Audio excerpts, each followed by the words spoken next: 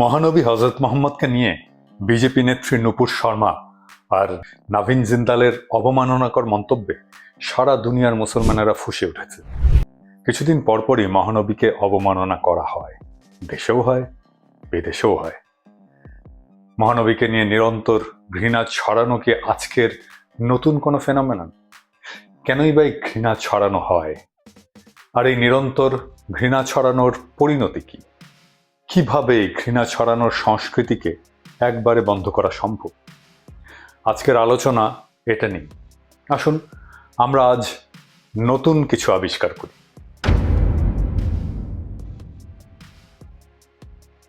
মহানবীর বিরুদ্ধে সংগঠিত ঘৃণা ছড়ানো শুরু হয় ক্রুসেডের সময় থেকে। যুদ্ধে শত্রুকে রাগিয়ে দেওয়া একটা কার্যকর কৌশল। এতে শত্রু ভুল করে, মনোবল আর মনোযোগ নষ্ট হয়। খ্রিস্টান ক্রুসেডাররা আবিষ্কার করেছিল যিশু মুসলমানদেরও নবী। তাই মুসলমান যোদ্ধারা যিশু বা ঈসা নবীর বিরুদ্ধে অবমাননাকর কিছু বলতে না পারলেও খ্রিস্টান যোদ্ধারা অবলীলায় সেটা করে যেতে পারবে হযরত মুহাম্মদ পিস বি আপন হিমের উপরে। খ্রিস্টান ক্রুসেডাররা এই আনফেয়ার অ্যাডভান্টেজটা নিয়েছিল, আর সেটাই ক্রুসেডের সময় থেকে নানা ফর্মে আজ পর্যন্ত পশ্চিমে চলছে। পশ্চিমের সাথে ইসলামের এই কনফ্রন্টেশনটা রক্তাক্ত, আমরা সবাই জানি। এই কনফ্রন্টেশনে কখনো খ্রিস্টানেরা মার খেয়ে রক্তাক্ত হয়েছে, কখনো মুসলমানেরা মার খেয়ে পিছু হটেছে। এটা আমাদের সবসময় মনে রাখতে হবে। তাই বেদনার ইতিহাস দুই পক্ষেরই আছে। ক্রুসেড কেন হয়েছিল সেটা নিয়ে একটা ভিডিও আছে, আপনারা চাইলে দেখতে পারেন। ক্রুসেড হয়েছিল আসলে উদীয়মান মুসলমান শক্তির হাত থেকে সিল্ক রুটকে উদ্ধার করার বাসনা নিয়ে। যাই হোক, পশ্চিমে ইসলাম সম্পর্কে ধারণা গড়ে উঠেছে এই ক্রুসেডের আবহে। দুটো বইয়ে আপনি পশ্চিমের এই ধারণা গড়ে ওঠার ইতিহাস আর ব্যাখ্যাটা পাবেন।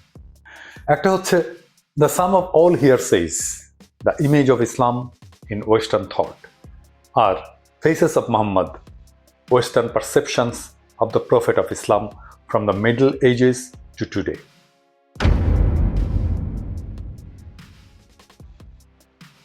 শুরুটা করি একটা ইন্টারেস্টিং গল্প দিয়ে। জার্মানির এফেট বা এরফেট, ইংরেজিতে ERFURT, এই শহরে 1808 সালের অক্টোবরের 2 তারিখে পৃথিবীর এক বিখ্যাত সম্রাট এবং জেনারেল গল্প করছেন আর এক বিখ্যাত সাহিত্যিকের সাথে। নানা বিষয় নিয়ে, কখনো রাজনীতি, কখনো সাহিত্য, এসব নিয়ে তুমুল এক ঐতিহাসিক আড্ডা চলছে। একজনের নাম নেপোলিয়ন বোনাপার্ট, আরেকজন গেটে। গেটে বলছেন, আমি ভলতেয়ারের নাটক অনুবাদ করেছি। নেপোলিয়ন জানতে চান কোনটা? গেটে বললেন, মোহাম্মদকে নিয়ে, ফ্যান্টাসিজম অর মোহাম্মদ দ্য প্রফেট। উচ্ছ্বাসের বদলে বইয়ের নাম শুনে গম্ভীর হয়ে গেলেন নেপোলিয়ন। ধীরে ধীরে বললেন, নবী হজরত মোহাম্মদ একজন কারিশম্যাটিক লিডার, একজন মিলিটারি জিনিয়াস, আর হ্যাঁ, তিনি আমার রোল মডেল।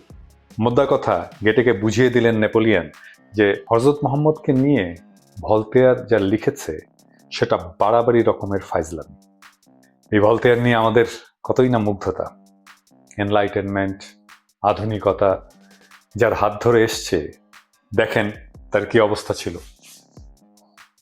তবে কি আশ্চর্য, এই ভলতেয়ারই মহানবীর প্রশংসায় পঞ্চমুখ হয়েছিলেন শেষ জীবনে। কিভাবে, সেটাও আমরা দেখব। যাই হোক, 12 শতাব্দীতে যখন ক্রুসেড হচ্ছে, তখন ইউরোপীয়দের ধারণা ছিল মুসলমানেরা পৌত্তলিক এবং মহানবী আরব মুসলমানদের একজন দেবতা। ক্রুসেডের সময় ক্রনিকল লেখা হতো, তা এখনো সংরক্ষিত আছে। সেখানে একজন কবি সনসন দা হোল্যান্ড, তিনি লিখছেন, জেরুজালেমে খ্রিস্টান নাইট আর আরব পৌত্তলিকদের মধ্যে যুদ্ধ হচ্ছে, কেউ আমাকে ধরে। এই সময় দান্তে লিখছেন ডিভাইন কমেডি। মহানবীকে নিয়ে চরম অবমাননাকর ভার্স লিখলেন তিনি ডিভাইন কমেডিতে। কিন্তু এরপরে ইউরোপ বুঝল ইসলাম মনোথেইজম বা একেশ্বরবাদী ধর্ম। সে ধর্মে কোনো দেবতা নেই, আছেন পয়গম্বর এবং হযরত মুহাম্মদ পিস বি আপন হিম শেষ নবী। কিন্তু তখনও তারা বিশ্বাস করত মহানবী সম্ভবত জাদুবিদ্যা জানত, তাই তার অলৌকিক কিছু ঘটিয়ে আরবের সরল মানুষদের তার অনুসারী বানিয়েছেন। ত্রয়োদশ শতাব্দীতে প্রথমবারের মতো আর্চ বিশপ অফ টলেডোর মতো স্কলার সিরিয়াসলি মহানবীর জীবন পাঠ করেন, কিন্তু পাঠ করলে কি হবে? নিয়ত ছিল নবীকে ছোট করা। ব্যাপক পড়াশোনা করলেও মহানবীর যেই ইমেজ তারা তৈরি করেছে ইউরোপে, সেই পড়াশোনাকে, সেই ইমেজকে শক্তিশালী করার কাজেই লাগানো ছিল। তাদের পড়াশোনায় যুক্তি প্রতিষ্ঠার কাজে লাগালো যে মহানবী আসলে নবী নন। তবে একটা কাজ তারা করেছিলেন, তারা এটা আবিষ্কার করেছিলেন যে মহানবী প্রচলিত প্রাতিষ্ঠানিক রাজনৈতিক ক্ষমতা কাঠামোর বিরুদ্ধে বিদ্রোহী একজন মানুষ ছিলেন। তাকে বিপ্লবী বলে চিত্রিত করেছিলেন। হযরত মুহাম্মদ পিস বি আপন হিম, তিনি তো আসলে বিপ্লবীও ছিলেন। নবীর এই বিপ্লবী চরিত্রই ভবিষ্যতে নেপোলিয়ন আর ক্রমওয়েলকে প্রভাবিত করেছিল। 15 শতকে স্পেনে মহানবীর বিরুদ্ধে কুৎসা রটিয়েই মুসলমানদের বিরুদ্ধে আর একটা ক্রুসেড করার প্ররোচনা দেওয়া হয়েছে। এরই পরিণতিতে 1492 সালে গ্রেনাডা মুসলমানদের হাতছাড়া হয়ে যায় যুদ্ধে হেরে। এরপরেই শুরু হয় ব্যাপকভাবে ধর্মান্তরিত করার প্রক্রিয়া, মুসলমানদেরকে জোর করে খ্রিস্টান বানানো। জীবন বাঁচাতে খ্রিস্টান হয়ে যায় স্পেনের অনেক মুসলমানই, তবে বেশিরভাগই গোপনে ইসলামের আচার বা ধর্মাচরণ বাসায় পালন করত।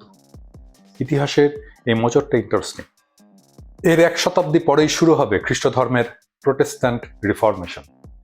একদিকে অটোমানদের ভয়, আরেকদিকে ইসলামের আকর্ষণের মাঝে 1543 সালে প্রথম কোরআন শরীফের ল্যাটিন অনুবাদ প্রকাশিত হয়।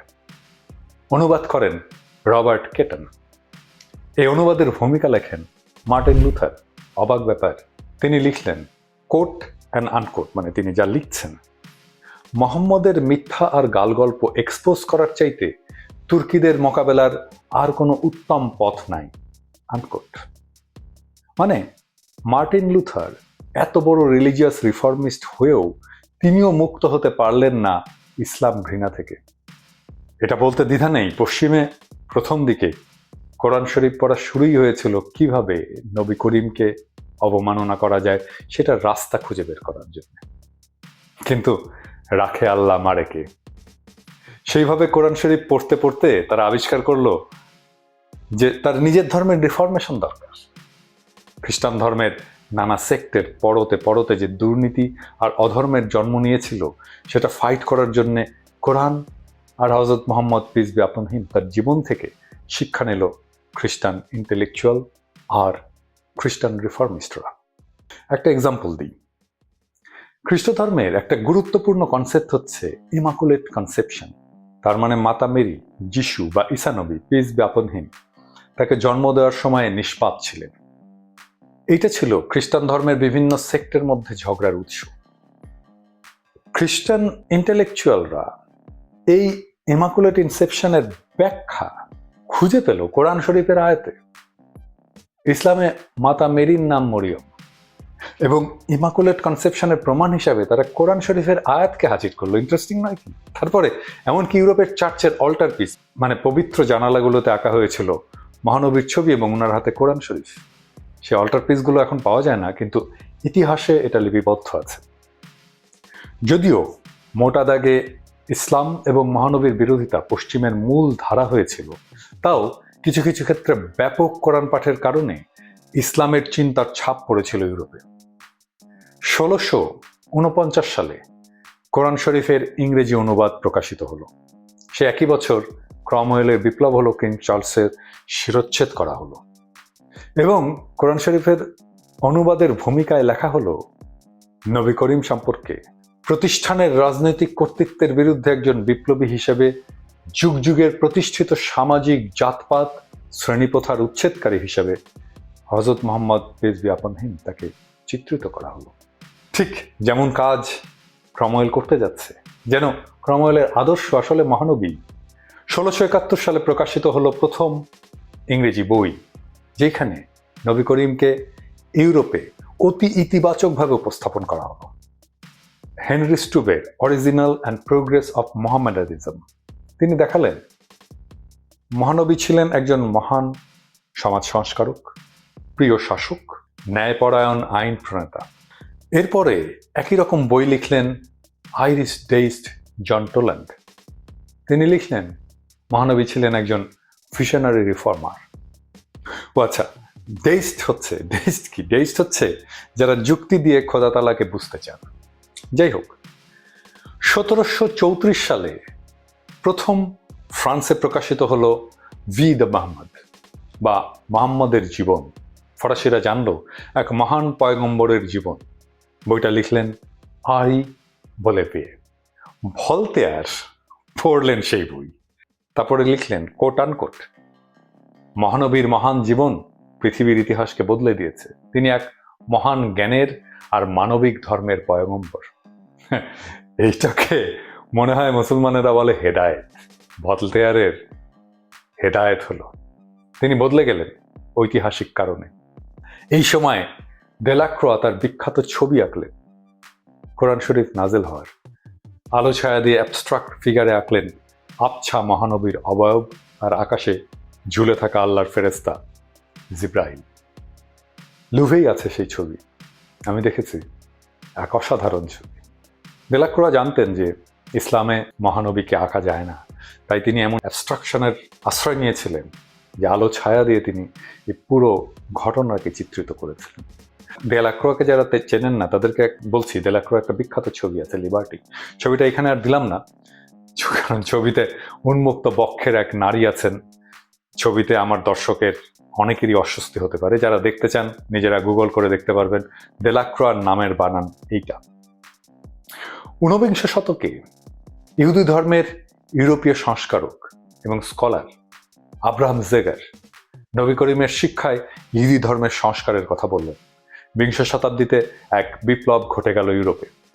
ক্যাথলিক স্কলাররাই বলতে শুরু করলেন খ্রিস্টান ধর্মে হযরত মুহাম্মদ পিস বি আপন হিমকে মহানবীর স্বীকৃতি দিতে হবে।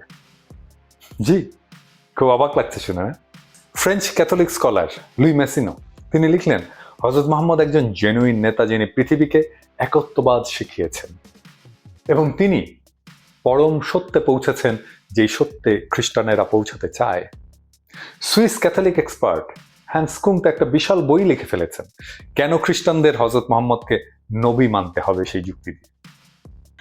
মন্টেগমারি ওয়াট একজন নামকরা পশ্চিমা ক্যাথলিক পাদ্রী, তিনি ক্যাথলিকদের বলছেন, কনভিন্স করার চেষ্টা করছেন কেন মহানবীকে মেনে নিয়ে মুসলমানদের সাথে এই ঐতিহাসিক ঝামেলা বিরোধ খ্রিস্টানদের মিটিয়ে ফেলা উচিত। কিন্তু ওয়েস্টের সাথে ইসলামের সেই রক্তাক্ত ইতিহাসের রিকনসিলিয়েশন বা ঐতিহাসিক মিটমাট কি হবে? অনেকে বলছেন এই রিকনসিলিয়েশন অসম্ভব। আমি বলি খুবই সম্ভব। এই পদক্ষেপ নিতে হবে ওয়েস্টকেই। কিন্তু রিকনসিলিয়েশন মানে কি? ঠিক কি করলে রিকনসিলিয়েশন বা ঐতিহাসিক মিটমাট হবে, বা অন্তত রিকনসিলিয়েশনের রাস্তা খুলে যাবে? রিকনসিলিয়েশনের অর্থ হচ্ছে অ্যাকনলেজমেন্ট বা স্বীকার করা যে ঘটনা ঘটেছে। 2 নাম্বার হচ্ছে স্মরণ করা, যারা এই ঘটনার ভিকটিম তাদেরকে স্মরণ করা। আর 3 নাম্বার হচ্ছে এমন একটা প্রতীকী ব্যবস্থা যা বিশ্বাস উৎপাদন করবে অপরপক্ষের যে অ্যাকনলেজমেন্ট বা স্বীকৃতি আন্তরিক। ওই স্পেসিফিক ঘটনার উপরে ভিত্তি করে ঠিক করতে হবে যে প্রতীকী ব্যবস্থাটা কি হবে। এটাই রিকনসিলিয়েশনের স্বাভাবিক ধারণা। একটা কনফ্লিক্টের ভিকটিম নিশ্চিত হতে চায় যে তার উপরে যে বেইনসাফি হয়েছে সেটা সকলে জানে এবং আন্তরিকভাবে মানে। এটাই রিকনসিলিয়েশন বা ঐতিহাসিক মিটমাটের ক্যাচ পয়েন্ট। ওয়েস্টে মহানবীর অবমাননা নিয়ে রিকনসিলিয়েশনের রাস্তা কিভাবে খুলতে পারে, আমি একটা উদাহরণ দেব, একটা প্রস্তাবনা বলতে পারেন। আমার বিশ্বাস অনেকেই আমার প্রস্তাবের সাথে একমত হবেন। মনে রাখবেন, এটা প্রাথমিক প্রস্তাবনা বা উদাহরণ, শুধু বোঝানোর জন্য যে রিকনসিলিয়েশন সম্ভব। আপনারা দেখেছেন এই ভিডিওর শুরুতে যে দান্তের ডিভাইন কমেডিতে মহানবীর অবমাননা আছে। ডিভাইন কমেডিকে ওয়েস্ট ক্লাসিকের মর্যাদা দেয়। সমস্যাটা এখানে, আপনি তো দান্তেকে আর পাবেন না আজকে যে সে লেখার জন্য ক্ষমা চাবে, কিন্তু দান্তেকে মহৎ সাহিত্যিক বানালো কে? সে দায় তো তার, বানিয়েছে ওয়েস্ট। কিন্তু ওয়েস্ট কি সত্যি ডিভাইন কমেডিকে ক্লাসিকের মর্যাদা দিতে পারে? এমন একটা গ্রন্থকে ক্লাসিকের মর্যাদা দেওয়া সম্ভব যে গ্রন্থে একটা ধর্মের সবচেয়ে গুরুত্বপূর্ণ পয়গম্বরের নামে হেট স্পিচ আছে? সহজ উত্তর, না, পারে না। আপনি যে ক্লাসিকের মর্যাদা দিয়েছেন সেটা তো আপনার সচেতন সিদ্ধান্ত। হেট স্পিচ কিভাবে ক্লাসিক হয়? ক্লাসিকের ডেফিনেশনই তো পড়ে না সেটা। এখন ভাবেন, ওয়েস্ট দান্তের ডিভাইন কমেডিকে ক্লাসিকের মর্যাদা দেয়া বন্ধ করলো এবং ঘোষণা দিই, কারণ দেখি এতে কোনো খরচা নেই, কিন্তু ইম্প্যাক্ট প্রবল। সারা দুনিয়ার মুসলমানেরাই শুধু নয়, বিবেকবান সকল মানুষ বিশ্বাস করবে ওয়েস্ট তার ঐতিহাসিক অবস্থানকে পরিবর্তন করছে। বিশ্বাস করবে কিনা বলেন? এটা একটা পদক্ষেপ। এমন ধারাবাহিক আরো কিছু পদক্ষেপ নিলে এই অনন্ত হিংসা বন্ধ হতে সময় লাগবে না। আপনি নিয়ত করেন, সৃষ্টিকর্তা পথ দেখাবেন, কিন্তু আপনি নিয়ত করবেন কিনা সেটাই প্রশ্ন। পথ আগে। ইতিহাস তো দেখলেন, পশ্চিমে মহানবীর দিকে ঝুঁকছে ইন্টেলিজেন্সিয়ার একটা অংশ। মহানবী সম্পর্কে পশ্চিমের চিন্তার বিবর্তন তো লক্ষ্য করলেন। পশ্চিমে ইসলামোফোবিয়া আছে, এটা সত্য, কিন্তু সেটা আনচ্যালেঞ্জড না, সেটা কোনো রিজিড অবস্থানও না। অপেক্ষা করেন, সারা দুনিয়ার সকল মানুষের কল্যাণের জন্য যিনি এসেছিলেন, তাকে পৃথিবীর সকল মানুষ সর্বোচ্চ সম্মান আর শ্রদ্ধায় গ্রহণ করবে। আর এর জন্য সকলের মুসলমান হয়ে যাওয়ার দরকার।